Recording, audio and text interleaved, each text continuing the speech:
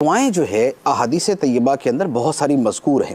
جیسے مثال کے طور پہ ہم کھانے سے پہلے ایک دعا پڑھتے ہیں، بسم اللہ الذی لا یضر مع اسمہ شیء فی الارض ولا فی السماء وہو السمیع العلیم.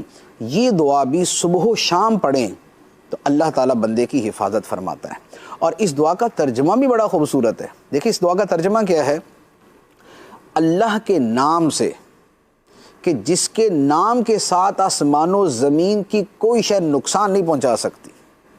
لا یضر مع اسمہ شیء فی الارض ولا فی السماء.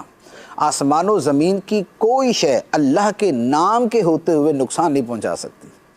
تو جب آپ صبح و شام اللہ کا نام اس صورت میں ان الفاظ کی صورت میں لیتے ہیں تو پھر انشاءاللہ آپ کو کوئی شے نقصان نہیں پہنچائے گی. اچھا، اسی طریقے سے اور دعائیں مذکور ہیں، جیسے ربنا آتنا فی الدنیا حسنہ وفی الآخرۃ حسنہ وقنا عذاب النار. اے اللہ ہمیں دنیا کے اندر بھلائی عطا فرما، ہمیں آخرت میں بھلائی عطا فرما، ہمیں آگ کے عذاب سے بچا. اسی طریقے سے ایک اور دعا ہے، اللہم انی اسألک العافیۃ فی الدنیا والآخرہ. اے اللہ میں تجھ سے دنیا کی بھی عافیت مانگتا ہوں، آخرت کی بھی عافیت مانگتا ہوں.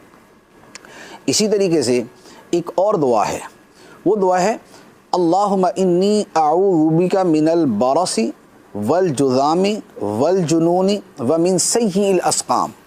اے اللہ میں تجھ سے برس، جو سفید دھبے بدن پہ پڑ جاتے ہیں، اے اللہ میں تجھ سے برس سے پناہ مانگتا ہوں، میں تجھ سے جنون پاگل پن سے پناہ مانگتا ہوں، میں تجھ سے کوڑ کے مرض سے پناہ مانگتا ہوں، اور جتنی بری بری بیماریاں ہیں میں ان سے پناہ مانگتا ہوں.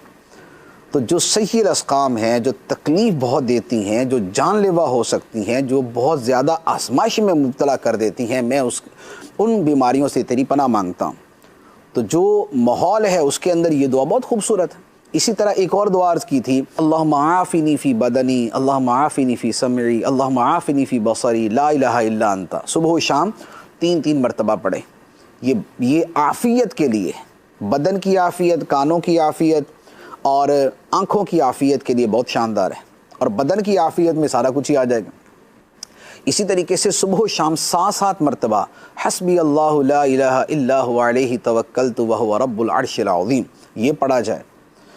تو جو بھی اس طرح کے اوراد و وظائف اور معمولات ہیں ان کو شامل زندگی کیا جائے. اچھا، اسی طرح مطلق تسبیح پڑھنا، جیسے ویسے تو وہ حضرت یونس علیہ السلام کی نسبت سے نا، لا الہ الا انت سبحانک انی کنت من الظالمین، لیکن اللہ تعالیٰ نے ان کی مصیبت دور کرنے کے حوالے سے جو الفاظ بیان فرمائے وہ کیا ہے، فلولا انہ کان من المسبحین. تو اگر وہ تسبیح پڑھنے والوں میں سے نہ ہوتے، اگر وہ تسبیح پڑھنے والوں میں سے نہ ہوتے تو اس کا مطلب یہ ہوا کہ مطلق تسبیح اور اللہ کا ذکر جو ہے یہ ہونا چاہیے. اب وہ یہ جو اوراد و وظائف میں نے عرض کیے ہیں، خواہ وہ ان کی صورت میں ہو اور یا وہ اس کے علاوہ کوئی اور تسبیح ہو، کوئی اور تکبیر ہو، کوئی اور اللہ تعالیٰ کی حمد کا بیان ہو. کوئی آدمی تسبیح لے کے بیٹھ جائے، سبحان اللہ پڑھتا رہے، الحمدللہ پڑھتا رہے، وہ ویسے بھی افضل الدعاء الحمدللہ ہے. اللہ اکبر پڑھتا رہے، یہ بھی. اور اسی طریقے سے جیسے اذان ہے تو اذان کے اندر بھی اللہ اکبر ہے. تو یہ سارے اوراد و وظائف جو ہے یہ انشاءاللہ فائدہ دینے والے ہیں.